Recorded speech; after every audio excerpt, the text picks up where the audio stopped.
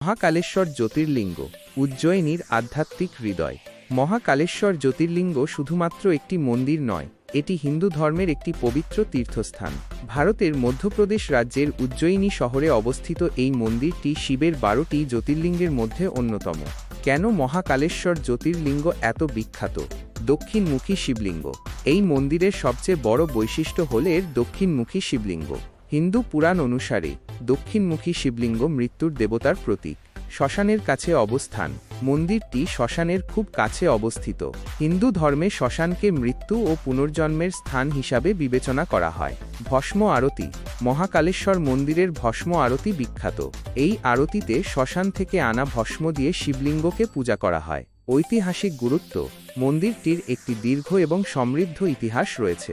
এটি অনেক রাজা মহারাজার দ্বারা পুনর্নির্মাণ করা হয়েছে। উজ্জয়িনী ধর্মীয় শহর। উজ্জয়িনী শুধুমাত্র মহাকালেশ্বর মন্দিরের জন্যই বিখ্যাত নয়, এই শহরটি ভারতের 7টি পবিত্র শহরের মধ্যে একটি।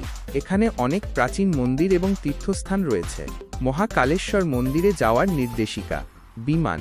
উজ্জয়িনীর নিকটতম বিমানবন্দর হল দেবী আহিল্যবাই হোলকার বিমানবন্দর। ট্রেন। উজ্জয়িনী রেলওয়ে স্টেশন ভারতের বিভিন্ন শহর থেকে ভালভাবে সংযুক্ত। বাস।